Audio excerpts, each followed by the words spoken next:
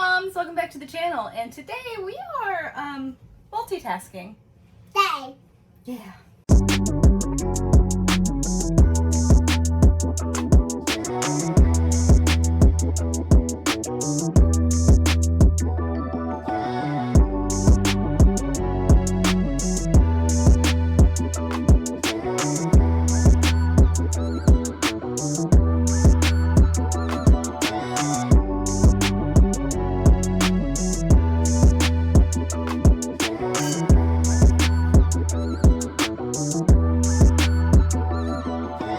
So,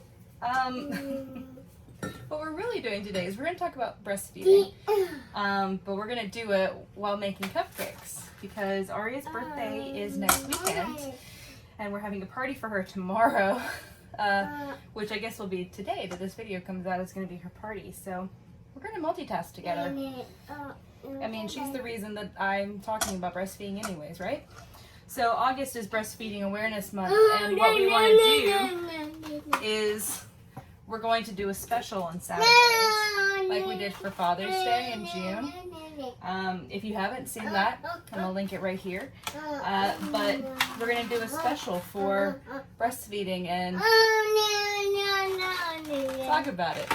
So here we go. So if you've been following us or watching any of our videos, if you haven't, welcome. I'm glad you found us. But you know that I have a daughter. She's about to turn 2. Her name is Aria, and I always wanted to breastfeed. When my sister was having her first 2 babies, I nannied for her, so she went through a breastfeeding journey with all 3 of her children. It was very different for all 3 of her children, and it's definitely something that I've always wanted to have the experience of. If it didn't work out, that'd be okay. If it did, that'd be okay. It's just, you know, it's what our bodies are hopefully made to do. So I wanted to experience that. And so we had success from the first moment we did skin to skin. I had a C-section. Some moms who have C-sections, their milk doesn't come in right away. And it takes a couple of days, or their colostrum doesn't come in right away. So my colostrum was already coming in. And she, as soon as I got into the recovery room with her, they put her on my chest and she latched right away. She knew. She was like, I'm here for it. And she's been a great eater ever since then. But yeah, so we latched right away.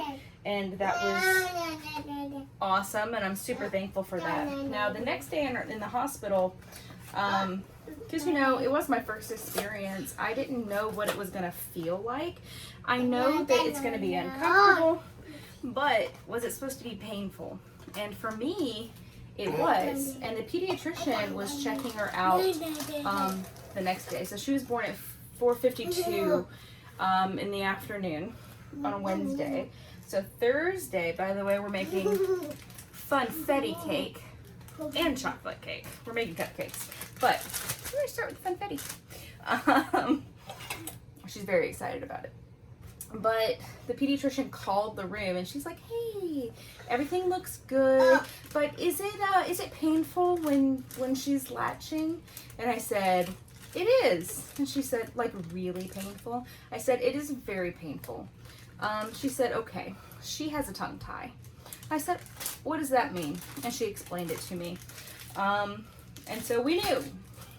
But we continued anyways in lactation because lactation was fantastic for me in the hospital. They came and saw me twice while we were there in the 4 days that we were there. And we need 4 egg whites for this one, baby. So they came and saw me. The first time they saw was the same day that the pediatrician saw her, so we weren't sure about the tongue tie yet, but I think lactation had suspected it and had a conversation with the pediatrician. And so then when she came back the next day, she brought a goodie bag of stuff to help me get through the tongue tie, because then that night, the second official night that, thank you, good job, baby. The second official night that, you know, we had her, which was the night the pediatrician had talked to me, we had to give her a bottle because she was starting to cluster feed already, and it was so painful. I was not quite crying, but I was really close to it, and so I just couldn't. And so the nurses were super nice. They knew what we were trying to do with the breastfeeding, and they're like, only give her this much because, you know, very small amount, because we she was getting milk, or she was getting, you know, what she needed with the breastfeeding. Pardon me, I'm getting a bowl. 2 bowls. So she didn't need a lot of the formula, which was good, but you know. So we had instructions and we did that. And then the next day is when the pediatrician came, or when the lactation came. And we need 2 more eggs, baby. You got 2 more for mommy? Thank you. 1 more. Okay. We're gonna leave those, okay? Sorry. And then so she brought all kinds of stuff to try to help, and it did help. And we saw the pediatrician when she was 5, our pediatrician, not the hospital pediatrician, when she was 5 days old. And she looked at it and she's like, yeah, that's a pretty tight tongue tie, so go ahead and make an appointment with the specialist. And we did. We're very fortunate to live in an area that has so many like nationally recognized doctors and just really good specialists here in Atlanta, that we got in with one of the bests, and he was amazing. If you're looking for somebody, his name is Dr. Bauer. He is amazing. And we got her tongue tie taken care of when she was 22 or 24 days old. I don't actually remember which one, but let me tell you, it was a long 3.5 weeks until then, though, because the biggest struggle I had was that first month, because it was just so painful. Like, the suction was fantastic. You know, like, the only thing that was wrong is that it was just using her gums more, because she couldn't make that proper shape with her tongue, because it was just so tight. She couldn't even like move it past her lip like that. That's as far as it would go. So anyways, when we got that taken care of, oh my gosh, that first time that we nursed afterwards, because we have to nurse before we can leave the doctor's office to make sure that they released enough. And once the numbing wore off a little bit and she was able to latch, it was golden. But until then, I pumped a lot during the daytime, and she had a lot of bottles with the breast milk that I pumped, because during the daytime I was very awake, and she was more awake during the daytime too. She definitely has always been on a night schedule, which is great. But I was able to breastfeed more at nighttime and in the evening time, because maybe I was sleepier, so I didn't mind as much perhaps. But once we got that tie taken care of, we were great. So let me read the instructions. Cake, white, oil, water, large bowl, mix until moistened. Be on medium for 2 minutes. So after all right, are you ready? Here, look. Do you want to dump it in? Hold this. So after, all right, dump it in there.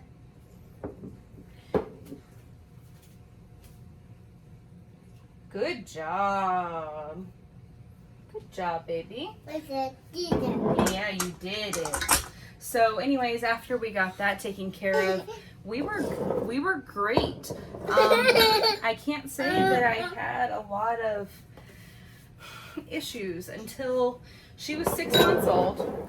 And baby love, I know, but we don't need the yolks for this one, okay? We're gonna put oil in here. You want to help me put oil in here? All right, she wants you to see her while we do this part. So anyways, I can't say that I had a lot of issues after we got the tongue tie taken care of. I'm not going fast enough for her, apparently. All right, baby, we need a 1/2 cup of oil. We were good. The biggest problem that we had was she really loved eating. I know you still love eating, don't you? Is it a 1/2 or is it 1/4? What do you do with our box? Wait. 1/2 cup, and then 1 1/4 cup of water. We got to put water in it. So anyways, she really loved eating. So because I had pumped in the beginning when that first month, when she had the tongue tie, I definitely had an abundance of milk. All right, you want to pour it in? I definitely had an abundance of milk because I just, so what we ended up doing is she was eating so much. Here, want to help me? There we go, dump it in. Good job. All right, high five. Good job. Thank you. Leaving me hanging. I definitely had an abundance of milk, an oversupply from that experience of having to pump and everything. So let me start this mixer and we'll come back. Well, I definitely had an oversupply, and I wasn't mad about that. Like, I was able to, it made it easy for Mike to be able to help me if he needed to. We ended up traveling a lot because we sing in choruses, and so we ended up traveling a lot and going to see family. And so it helped with that too. Like, we went to Disney when she was almost 3 months old. It was the end of October. It was Halloween. We were there on Halloween, which was awesome. Can't do that this year, but it was awesome. We were able to let her go with my parents because I was able to pump still, and I already had some milk that we had frozen because we drove. We're not that far from Orlando. And don't touch.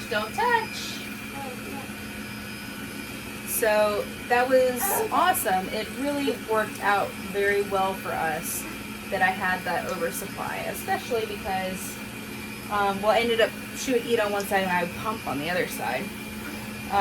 And then we eventually started slowing that down, so I wasn't pumping and she was just kind of switching sides. But then February, President's Day weekend, I got dehydrated apparently. I don't know exactly what I did, so I can't tell you what not to do except for make sure you are hydrating all the time. It's very important when you're breastfeeding. It's important in general, but especially when you're breastfeeding, exclusively breastfeeding, because we had just gotten to 6 months, so we weren't even really to the let's eat food all the time. And even when we did go to that, she wasn't interested. She didn't really start eating foods until she was 10, 11 months old because she just wasn't interested. She wanted milk, she wanted to breastfeed, and that was fine. She was still gaining weight and growing appropriately, so there's nothing wrong with that. And I got dehydrated that weekend and I lost my milk for 3 days. And that was probably the saddest moment I've had so far in my almost 2 years of motherhood, honestly. She's had some, bongs and things like that, but when I lost my milk, that I was exclusively breastfeeding my baby with, like, I was, you can see I'm emotional about it right now. Like, I called my mom crying. I didn't know what was wrong.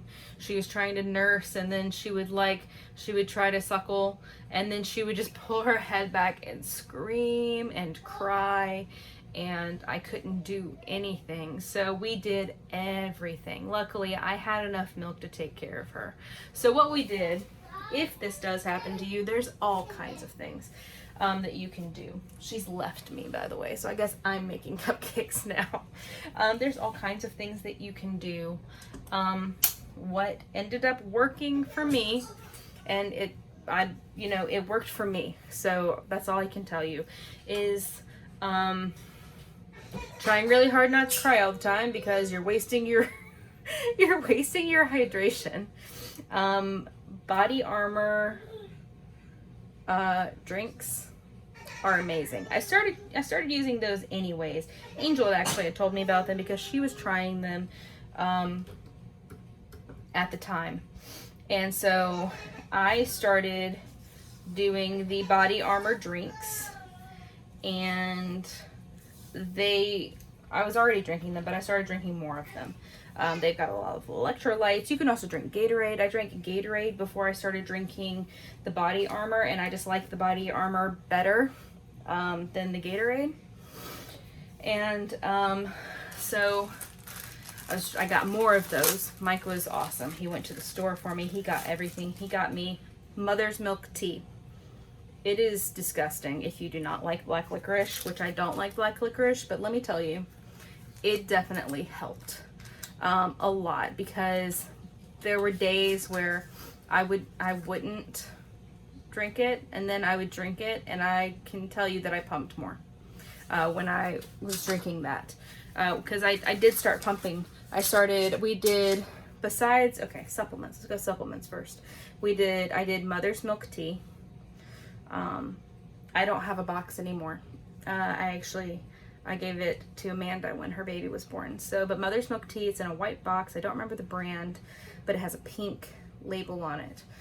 And it says mother's milk tea on it. And then I did the nursing supplements. So let's start with supplements. So what I did was mother's milk tea, which is by Traditional Medicinals. You can get it at your grocery store, Walmart, wherever you shop. I can show you a picture of what it looks like. This is what the box looks like. Hopefully you can see that. There you go. That's what the box looks like. It's not cheap, but it's not super expensive either. It comes with like 16 bags in it, so you can drink it up to a couple of times a day if you need to. I think that week I was drinking it twice a day possibly. The other thing that I did was fenugreek pills. But they were not just fenugreek.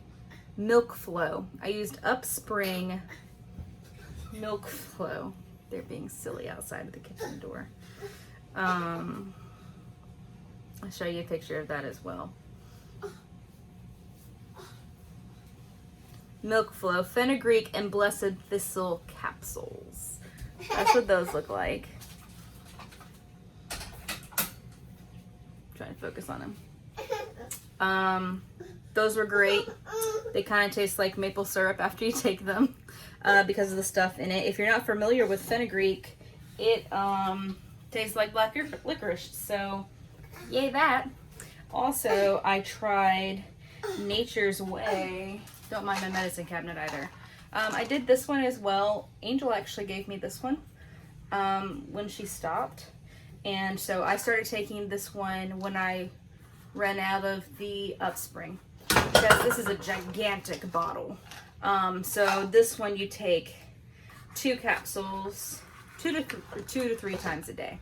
And for a little while I was taking 2 in the morning and 1 at night, and then I would just do 1 and 1, and then I just started doing I was doing just 2 at nighttime because that's all I needed. And I can tell you, for me, it did make a difference. I'm definitely one of those, I'm open-minded, I'll try anything, and I have no expectations for how it's going to work, because I know that everything works differently for everybody. And it worked for me. The other thing I had was, I don't know, I don't have any more of them. Upspring also has these shakes that you can do. Good job, baby. We're putting cupcake liners in. They got sprinkles on them because we're having a cupcake party. Oh. Uh-oh. Here. Oh. Here. You put those in. 1 one at a time. You have to pull them out. One at a time. There you go. Anyways, so yeah, those worked for me. Oh, the shakes. They're like smoothie type things. They're little individual pouches, and I did the chocolate one. They were okay, except for I'm allergic to not Splenda. I'm allergic to stevia, and I really should read the ingredients of everything before I try them. I did them. They helped, okay, but I had a headache constantly, and that is what stevia does to me. I guess it was such a low amount that it didn't affect me like it normally does. Normally it gives me a debilitating migraine, and like I can't function. But these didn't do that. It did give me like, I just had like a constant something, but that's just because I am allergic to stevia. But, you know, I can deal with a headache to help increase my milk supply to be able to feed my baby. That was my thought process at the time. And so those helped. And then when I started doing just the tablets all the time and the milk, or the tea, I did the tea every single day for months, because what I can tell you is when my milk did finally come back, and the timing is terrible. I had a terrible headache on Sunday, which is how I know I got dehydrated. That was President's Day weekend, right? And that Monday, we got her up to nurse, and she nursed fine that time. She went back down, and then this next time is when she started pulling away and screaming, and then it was all of it was like that. And it was on Thursday that it started coming back, and she was able to nurse. So the other things we did besides supplements was physical stuff. We laid in bed, skin to skin. I let her try to nurse anytime she wanted to. Like, we went nowhere. We did nothing except for be together, because that was one of the things that was recommended the most to me, besides the other things that I did, was physical contact with her and having her be skin to skin. So we laid in the bed, like, she had a diaper on, and I didn't have, like, I just had a nursing bra on, and that's what we did. And I think that helped probably too. But that Thursday it came back, and then I've not ever overproduced since then. So that's the biggest thing about that was, well, that's not the biggest thing, but that's one of the things that happened afterwards is I no longer overproduced. I produced just enough for her, but the timing is horrible, because then, so Thursday it came back. Friday, we went to our MOPS meeting, and we left, and Mike's parents were on the way into town to celebrate our birthdays, because Mike's is the beginning of March, mine's the beginning of February. So we're going to celebrate that weekend, and we got in a car accident after we left our MOPS meeting. We were rear-ended, and I got real messed up from it. I was in a lot of pain. I had a torn rotator cuff, and it was terrible. It was the most emotional week possibly of my life, because I was so angry. We had just gone through all of this with my milk, and like, she was upset, and then we got in this car accident, and I'm so angry. I get so angry when people hit people that have children in the car. It's not always avoidable. This one was absolutely avoidable, by the way. I was stopped at a red light, and I was rear-ended. But it was just so maddening. And luckily, I was still like doubled down doing everything to keep my milk supply and build it back up still, that I continued to do that. And luckily the stress was not my enemy, and it didn't bring it back down, and we were able to keep it. But I was concerned because I didn't want to be on pain medication and stuff like that. And luckily I didn't really need. I had Percocet and ibuprofen from, like, the big ones from after my C-section, which were okay to take while nursing, and so I took some of those if I needed them. Luckily, I didn't need like major pain medication. She just drank too much water. She's okay. And yeah, when we got to 12 months, skip ahead 6 months. When we got to 12 months, we dropped feedings because, again, she didn't really start really being interested in food until she was like 10, 11 months old, and 12 months she was eating meals. She was good with that then, and or happy to do it, I guess. And so we did that, and we dropped feedings, and she's so silly.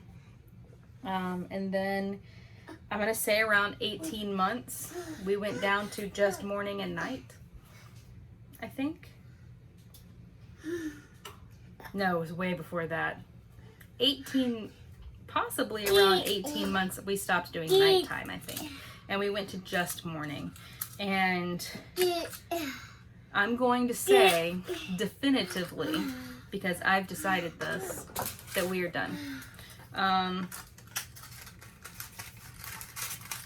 Over the last 2 weeks, it's not been every day in the mornings. It's just been, we need those liners in the cupcake pan to put the batter in, right? Hi. If she doesn't come to bed in the mornings, then she doesn't ask for it. So it was a habit of, because Mike's working from home, he'd get up, he'd get her, he'd bring her to me in bed, and we would nurse. And that was it. We'd start our day, we're good. But if he's not doing that, she doesn't care. She's not asking for it. And so we've done less and less over the last 2 weeks, and I think we're done. And this is way longer than I ever thought we would get. Not because I thought, not because I had we're not gonna make it. It's more of just like, I had no expectations. I wanted to make it to 6 months, and we did. I wanted to make it to the next day, and we did. And then we made it to 6 months, and then we made it to a year, and then I wanted to let her do it as long as she wanted to, because she was eating meals, but she was she was nursing too. I mean, she's a very healthy girl. We did, my pediatrician is also a lactation specialist, and so she was awesome and guided me the whole way. And here we are. She's going to be 2 in 8 days, and I think we're finally done. And it's been an awesome experience. And when we have another one, if we make it this far, that'd be amazing. But I'm gonna have the same expectations the next time that I had this time. I will take whatever I can get. And if breastfeeding doesn't work out, that's okay too, because at the end of the day, fed is best. Whatever your journey is, it just matters that your baby is being fed and getting nourishment, however that comes. But yeah, that's my story. That's been my journey. And how appropriate that we've decided to do these filmings, and this is, I'm not crying, you're crying, the end of my journey with Aria's breastfeeding. So, I was just talking to Angel earlier about how I haven't really gotten emotional thinking about her turning 2. I think this is the first time.